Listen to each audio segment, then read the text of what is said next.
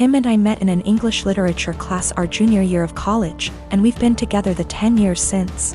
While he ended up going into IT, I stayed in the liberal arts track and ended up doing non-profit work after college when I realized I didn't actually want to be a school teacher. Just to say that we always assumed he'd out-earn me by a considerable margin. Though when he made more, I always insisted we split things evenly to avoid potential resentment down the road. I've had sort of a non-linear career path, but ended up switching to the corporate world. To make a long story short, my liberal arts degree and time doing non-profit work gave me a lot of skills that enable me to really excel professionally in some more niche areas. I recently started a new job as a consultant, making way more than I'd ever anticipated.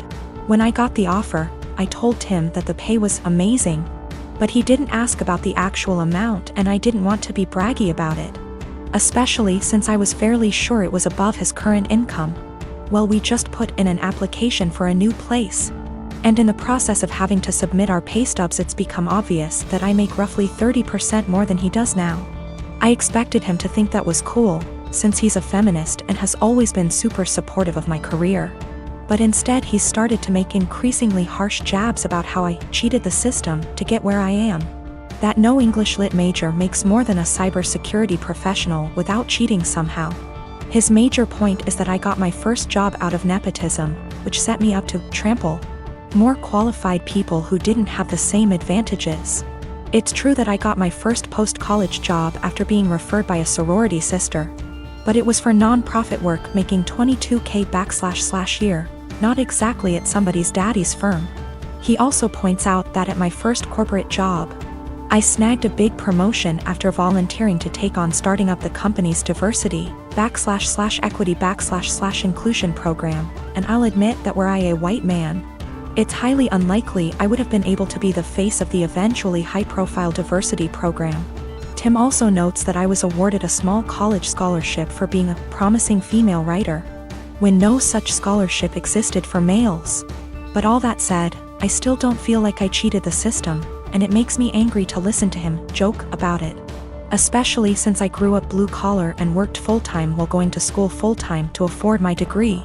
I reached a breaking point yesterday when he made a crack about how the new / first woman on his team is an obvious diversity hire.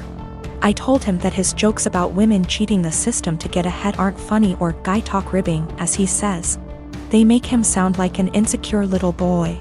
He told me I was being a naive Karen, and we haven't really talked since yesterday. My sister is 30, I am 22. 10 years ago, my sister had a miscarriage. Obviously, it was devastating for her and the whole family, and it took her a couple of years to fully heal from it. We're still not 100% sure why it happened, but it was a one-off, and she's since had 3 very healthy, beautiful children, including a set of twins. So here's the thing. My sister and I don't really get on. She resented me as a kid because she had to share Mom's attention and because she thought Mom left her dad to be with mine. Never really grew out of that resentment, and she was pretty much my biggest bully throughout childhood and my teenage years. One thing she absolutely cannot stand is when Mom and I do things without her, or when Mom pays more attention to me than to her. When this happens, she calls Mom and says she's feeling really upset about the miscarriage, and without fail Mom goes running. This includes a trip to Paris I took Mom on for her birthday earlier this year, which she cut short because sister said she needed her. Also includes when I had a manic episode so bad I was hospitalized, and sister managed to need Mom every time she was planning to visit me, and so she never did. Note: these times when Mom is spending more time with me than her are the only times sister brings up what happened, and certainly the only times she still gets so upset about it. So recently I was sick. Like, don't leave the bathroom for days, can only keep water down sick. Didn't manage to get the doctor, but I think it was norovirus. It lasted about a week. Mom was popping in daily on her way home from work to check on me and stuff. On the last day of being seriously unwell, when I felt I could eat again, Mom offered to make me some soup while she was there, which I accepted.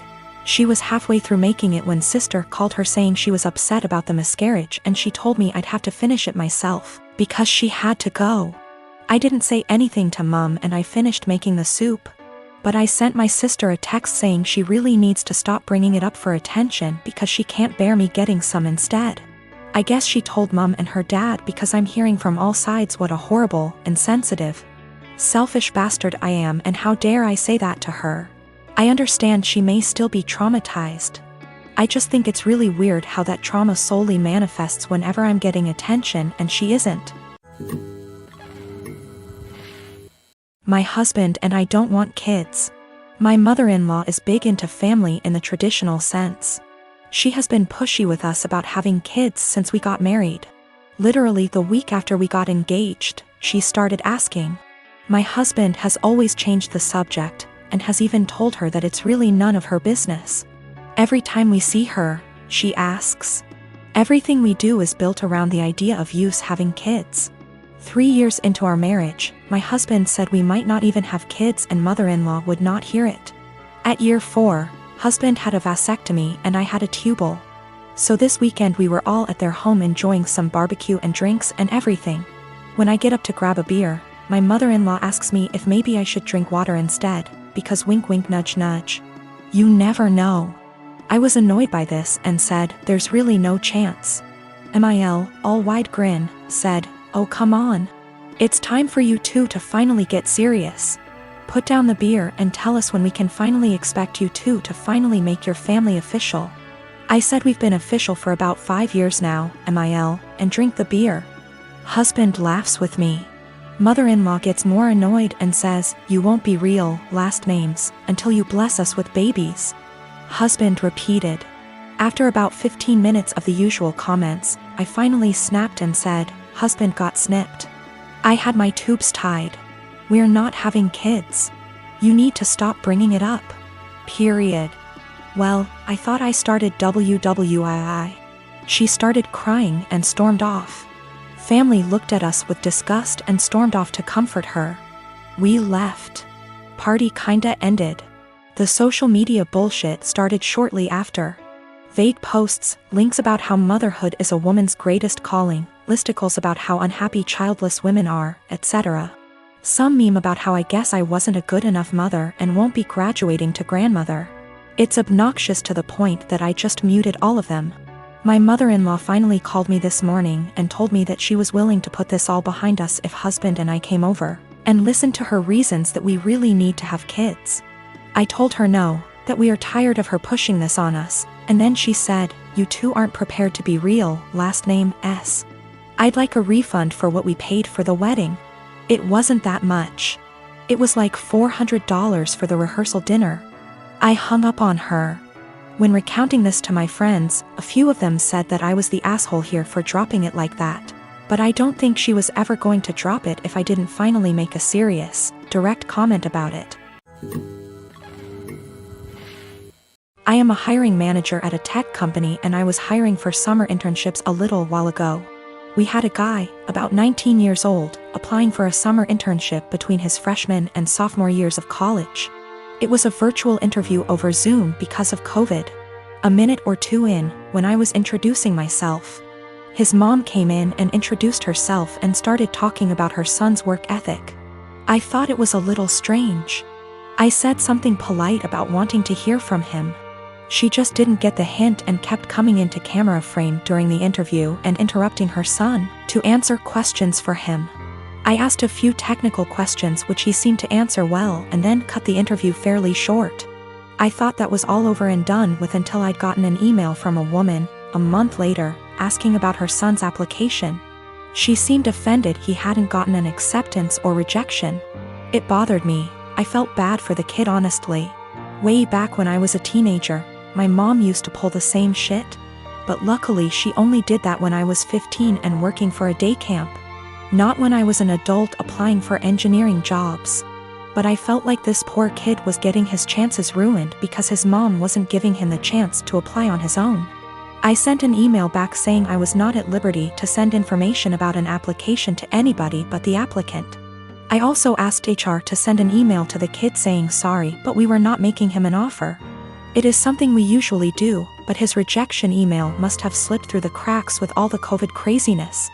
Anyway, after we sent that, I got a phone call from his mom. She had a forwarded copy of the email. And she was demanding answers. I said that I could not comment on the guy's performance in the interview to her as she was not the applicant.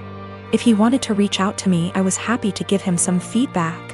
However, I could say that regardless of his performance, her presence in the interview took him out of consideration for the position. We were looking for an independent and self-driven person for the position, and for that reason, it is important to see an applicant speak for themselves, follow up themselves, etc. I also said that, as a piece of advice, every hiring manager I've met in my career who sees someone other than the applicant answering questions during an interview, following up on the applicant's behalf, etc., would also put their resume in the "do not hire" pile. Since, while the applicant may be skilled and motivated, they need the ability to demonstrate those traits themselves. She blew up at me over that, kinda cussing me out to the point where I hung up.